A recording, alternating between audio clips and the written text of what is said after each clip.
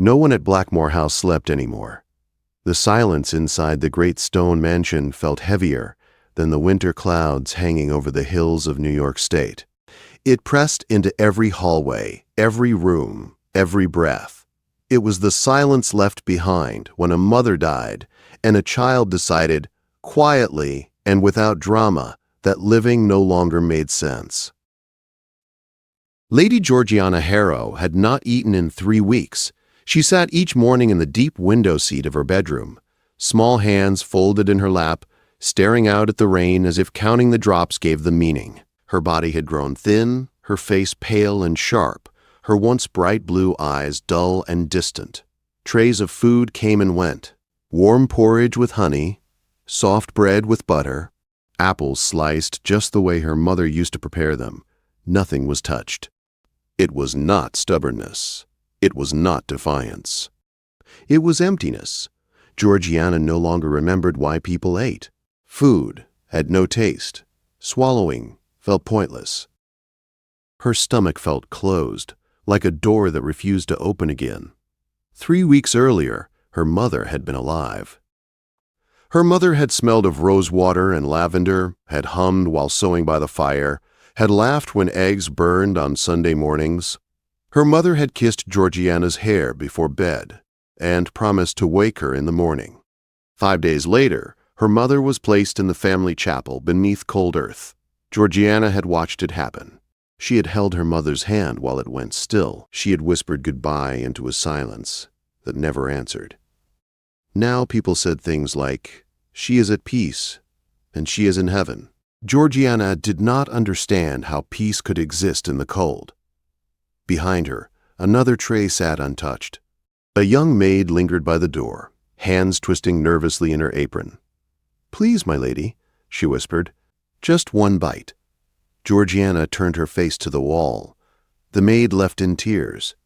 Outside the room, Thomas Harrow, Duke of Blackmore, stood with his hand raised, unable to knock. He was 41, tall and broad-shouldered, his dark hair already touched with gray. Once, his eyes had been warm.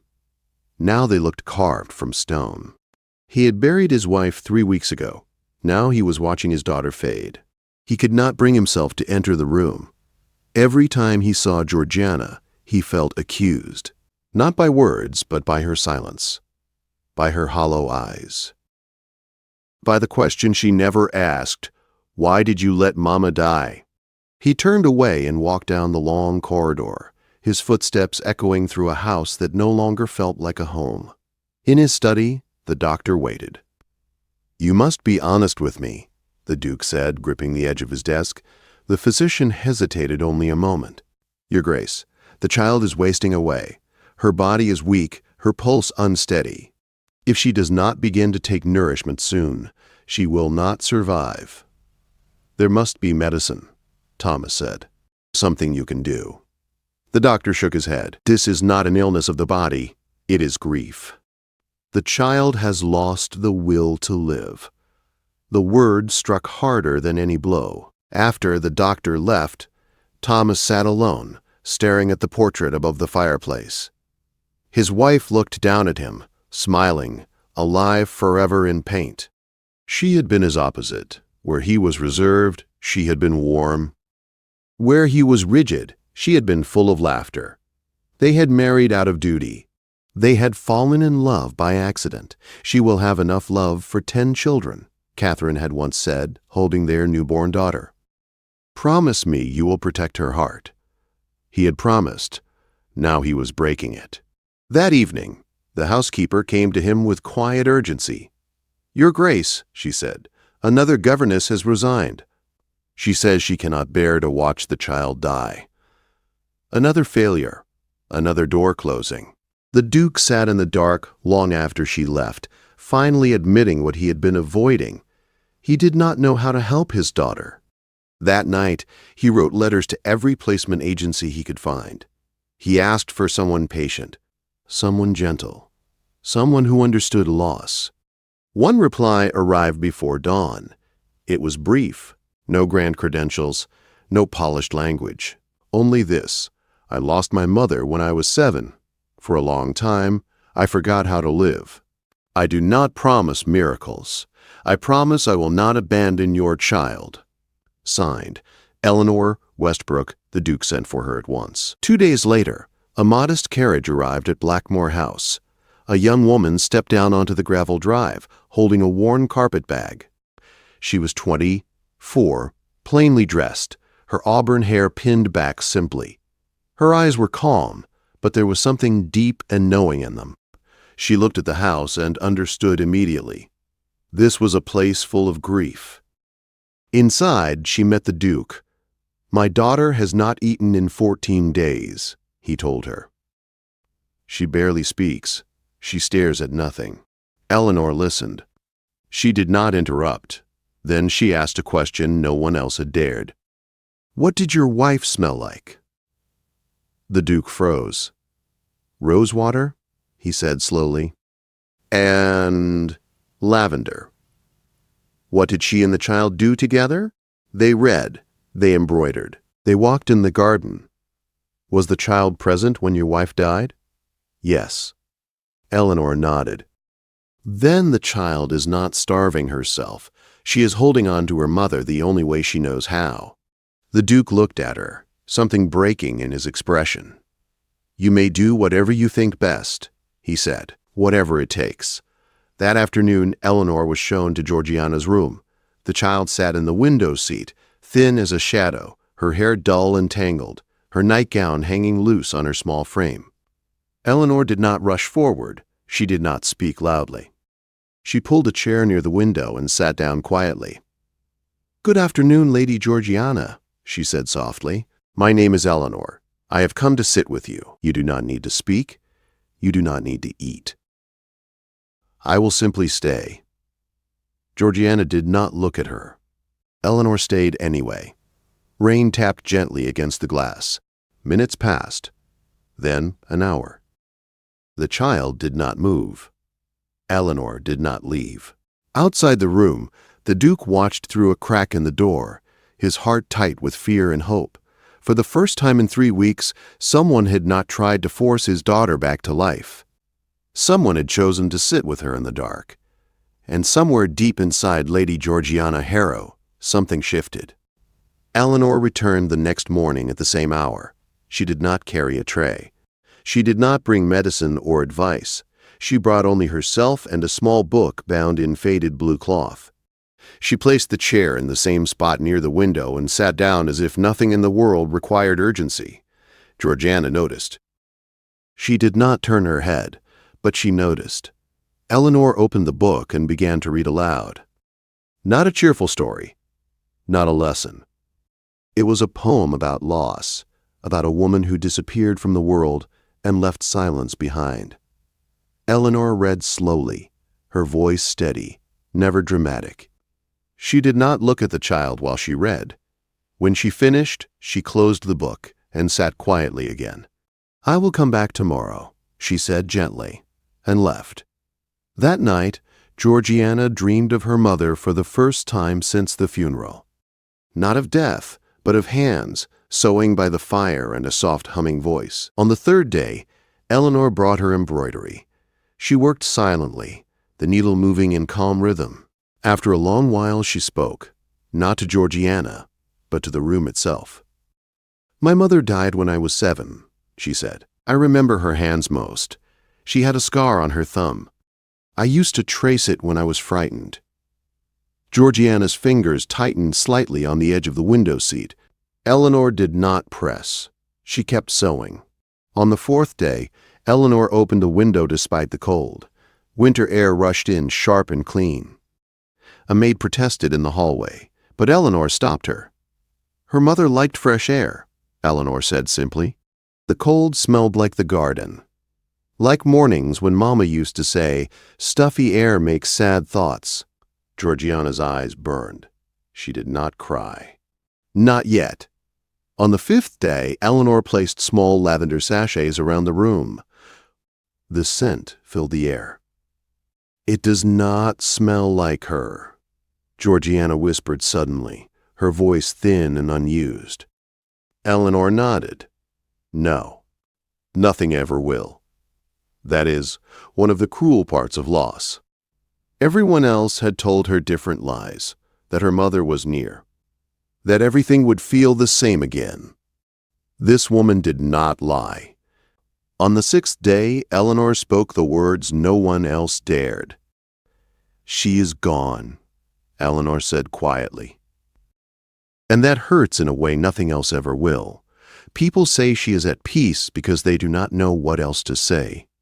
Georgiana turned then, really turned, her eyes wide. "My mother is not at peace," Eleanor continued. "If she can see you, she is worried. She would be frightened that you are fading." That night, Georgiana cried for the first time. On the seventh day, Eleanor asked, "May I brush your hair?" Georgiana hesitated, then nodded once. As Eleanor brushed gently, she began to hum without realizing it. Georgiana gasped. "That song," she whispered. "My mother sang that." Eleanor froze. "It is a song from my mother's childhood." They shared a silence that felt like a bridge between two losses. That evening, the Duke stood outside the door and listened. He heard something he had not heard in weeks. His daughter's voice. Soft, fragile, alive. Over the next days, Georgiana began to speak more. Single words at first, then short sentences. She still refused food, but something inside her was loosening. Then the storm came. One morning, Eleanor brought breakfast. Eggs, toast, warm milk. Georgiana looked at it and screamed. She swept the tray onto the floor. Dishes shattered. Food spilled everywhere. Her small body shook with rage. "I hate eating," she cried. "I hate waking up. I hate that she left me. Why did she leave me?" Servants rushed to the door. The Duke appeared, terrified. Eleanor raised her hand. "Let her," she said. Georgiana screamed until her voice broke. She beat her fists against the floor, sobbing words that had been locked inside her chest for weeks. Eleanor did not stop her. She stayed. She listened. When Georgiana collapsed from exhaustion, Eleanor gathered her into her arms and rocked her gently, humming the old song. The child slept in her lap. The Duke wept in the doorway. The next morning, Eleanor brought porridge with honey. Georgiana whispered, "I am hungry." She ate slowly. Tears ran down her face as she swallowed, but she ate. That was the first meal. From that day on, food returned little by little. So did color, so did laughter. The Duke began visiting daily. He told stories about Georgiana's mother. He cried openly. Georgiana cried with him. The house began to breathe again. But something else was growing quietly, in the way the Duke watched Eleanor, in the way Eleanor steadied him without touching, in the way they both loved the same child. Love was blooming in the ruins of grief. Neither of them dared to name it yet. Winter loosened its grip slowly, as if afraid to let go. Snow melted along the paths of Blackmore House, revealing dark earth beneath, and Georgiana grew stronger with each passing week. She ate now without fear. Not large meals, not yet, but enough. Her cheeks filled out. Her eyes regained their light. Laughter returned in small, careful pieces, like glass being put back together. Each morning she ate breakfast with her father. Each afternoon, Eleanor read to her by the fire. Each evening, the Duke came to sit beside his daughter and speak of her mother without flinching. He said her name now. Catherine. He said it aloud and let the ache come. Georgiana watched him closely. Seeing her father cry did not frighten her anymore. It steadied her. It told her that grief was not something to hide. It was something to carry together.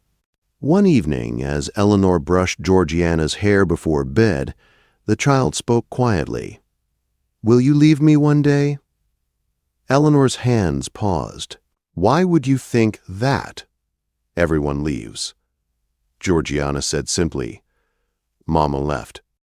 The governesses left. Papa left for a while, even though he stayed in the house. Eleanor knelt in front of her. "I will not leave you," she said. "Not unless you no longer need me." Georgiana studied her face, searching for truth. Then she leaned forward and wrapped her arms around Eleanor's neck. That night, Eleanor cried alone in her small room, overwhelmed by the weight of being needed so deeply. The Duke noticed everything. He noticed the way his daughter's laughter returned when Eleanor entered her room. He noticed how Eleanor never took credit, never asked for praise. He noticed how the house felt warm again, alive again. He also noticed the way his heart shifted when she smiled. It frightened him. Catherine had been dead only months. Loving again felt like betrayal. Wanting again felt wrong. So, he kept his distance, until the night he broke. It happened on a cold evening near Christmas. Georgiana was asleep. The house was quiet. The Duke sat alone in his study, staring at the fire, surrounded by memories he could no longer avoid. Eleanor came to deliver her evening report. "She ate well today," Eleanor said softly. She laughed. "She asked about the garden in spring?" The Duke nodded, his hands clenched. Then, suddenly, he spoke. "I am angry," he said. Eleanor stilled. "I am angry at my wife for dying," he continued, his voice rough. "And I hate myself for it." Eleanor crossed the room and sat opposite him. "That anger does not mean you loved her less," she said. "It means you loved her deeply." His composure shattered. He buried his face in his hands and wept, openly and without restraint, for the first time since Catherine's death. Eleanor stayed with him, steady and quiet, letting the grief move through him the way it had moved through his daughter. When it passed, something changed. The Duke looked at Eleanor, really looked at her, and understood the truth he had been denying. "I love you," he said quietly. The words hung between them. Eleanor closed her eyes. "I love you too," she admitted, "but we cannot act on it." "For Georgiana," he said. "Yes." They stood in silence, hearts full and restrained by duty. Days passed. Christmas came. It was quiet, modest, but warm. Georgiana laughed more than she had in months. She ate until she was full. She gave Eleanor a small pressed flower as a gift and told her she was brave. Afterward, as winter deepened again, Eleanor made her decision. She could not stay forever pretending she felt nothing. Loving from a distance was slowly breaking her. One evening, she packed her carpet bag. Before dawn, she went to the Duke's study. "I must leave," she said. His face drained of color. "Why?" "Because I love you," she said honestly, "and because I love your daughter. If I stay while denying that truth, I will fail her eventually." Silence filled the room. Then Georgiana appeared in the doorway, barefoot, clutching her blanket. "You are leaving," she said. Eleanor knelt. "Yes." Georgiana walked forward and placed her small hand in Eleanor's. "If you leave, I will stop eating again," she said calmly. The Duke inhaled sharply. Eleanor looked at the child, then at the man she loved. Georgiana lifted her chin. "Mama would want us to be a family," she said. "She told me that love matters more than rules." The Duke knelt beside his daughter. "Would you accept Eleanor as part of our family?" he asked. Georgiana nodded without hesitation. "Or ever." The Duke turned to Eleanor. "I will wait," he said. "I will honor mourning. I will do this properly, but I will not lose you." Eleanor's resolve cracked. She stayed. Spring came. Roses bloomed again in the garden Catherine had loved. Georgiana ran among them, strong and laughing. The Duke smiled more easily. Eleanor found herself belonging in ways she never had before. A year passed. When the mourning period ended, the Duke asked Eleanor to marry him. She said yes. The wedding was small, no spectacle, only those who mattered. Georgiana scattered rose petals with joy. At Catherine's grave, Eleanor placed her bouquet gently on the stone. "Thank you," she whispered, "for trusting me with them." Lady Georgiana Harrow had once stopped eating because grief felt heavier than hunger. But love returned her to life. And Eleanor Westbrook did the impossible. She stayed.